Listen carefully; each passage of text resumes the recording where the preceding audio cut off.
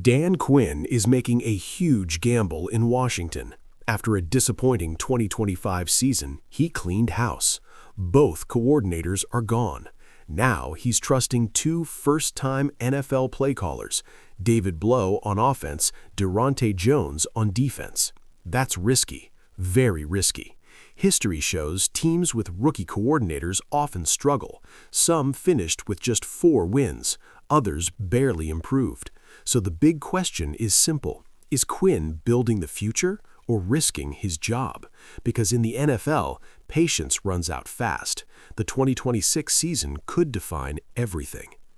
The Washington Commanders are entering the 2026 season with a sense of urgency that feels impossible to ignore, and at the center of that pressure stands head coach Dan Quinn, a leader whose reputation has always been built on defensive intensity, locker room culture, and belief in player development, yet who now finds himself navigating perhaps the most defining gamble of his coaching career.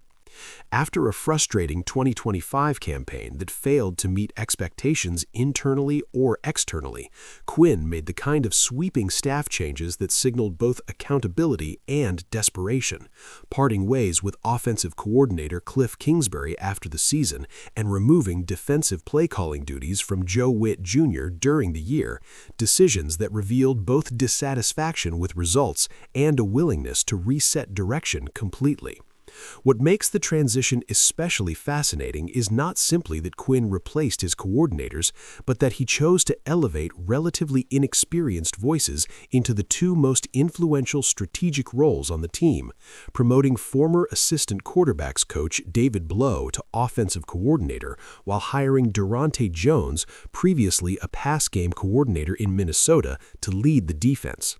Neither has ever served as a full NFL coordinator with primary play-calling authority, meaning Washington is entering a pivotal season with leadership on both sides of the ball, learning on the job simultaneously, a scenario that history suggests carries considerable volatility.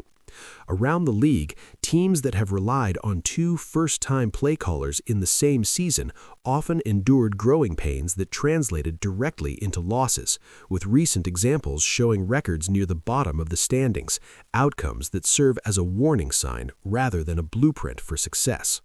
Yet Quinn's decision also reflects a broader philosophical shift across the NFL, where innovation, fresh perspectives, and younger coaching minds are increasingly valued, particularly in an era defined by offensive evolution, quarterback-centric roster building, and complex defensive disguises designed to counter modern passing attacks. By trusting Blough, a former quarterback who has been praised for his football IQ and communication skills, Quinn may be betting that relatability and schematic creativity can accelerate offensive growth, especially if the Commanders' young skill players respond to a system built with development in mind rather than rigid tradition. On defense, Jones represents another calculated gamble, bringing experience in coverage structures and passing game planning that could help Washington adapt to the explosive offenses dominating the NFC, but also facing the challenge of managing an entire unit, in-game adjustments, and leadership responsibilities that extend far beyond his previous role. The risk is clear, but so is the potential reward, because if both coordinators succeed, Quinn would not only stabilize his program, but also reshape the organizational identity around emerging coaching talent, creating continuity that could last years. From a roster perspective, the implications are significant, as young coordinators often influence personnel decisions differently than veteran play callers, prioritizing scheme fit, versatility, and developmental upside, factors that could affect draft strategy, free agent targeting, and even long-term quarterback planning. Recruiting and player acquisition may benefit from the perception of opportunity, with players believing they can grow alongside coaches rather than simply execute predetermined systems, an approach that has worked in certain franchises seeking cultural resets. Fans, however, remain divided, with optimism about fresh energy competing against anxiety over inexperience, particularly given the unforgiving nature of the NFL, where early losses can quickly spiral into season-long struggles.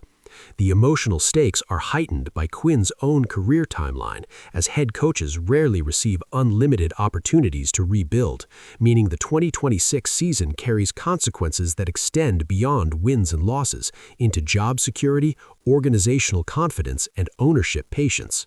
If the Commanders start fast, Quinn could be praised as a visionary willing to trust emerging talent when others would not.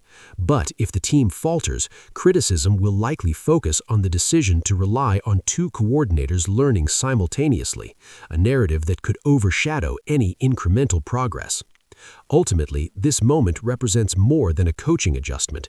It symbolizes a franchise searching for identity, balance between innovation and stability, and belief that calculated risk can lead to competitive resurgence. Football history is filled with examples where unconventional decisions either transformed teams or accelerated decline, and Washington now stands at that crossroads, where strategy, leadership, and execution will determine whether Quinn's gamble becomes a turning point or a cautionary tale remembered for what might have been. The coming season will reveal whether fresh voices can unlock dormant potential, whether young coordinators can handle NFL complexity under pressure, and whether a head coach betting on belief rather than experience can rewrite expectations in a league that rarely forgives miscalculations.